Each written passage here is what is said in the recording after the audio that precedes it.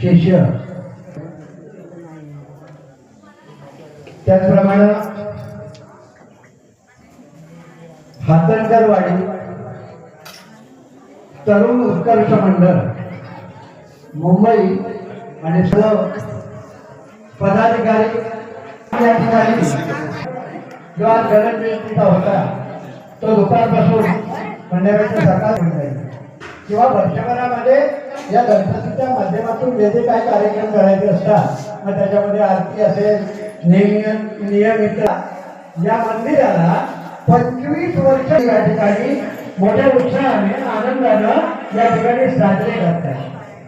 येऊन या ठिकाणी त्या मंदिरामध्ये अनेक कार्यक्रम करणं, त्याच्यानंतर 25 वर्ष अशा प्रकारची सेवा या ठिकाणी करणं ही साधी गोष्ट नाही.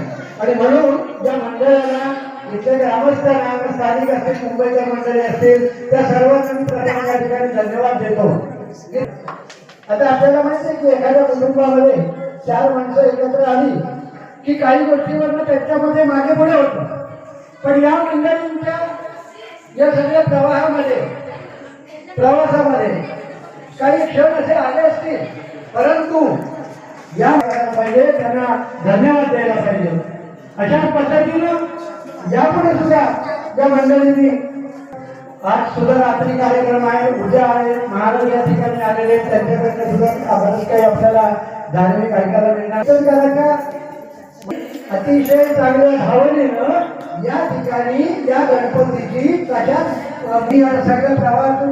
सगळ्या प्रवास केलेला आम्हाला निमंत्रण ठेवायचं नाही.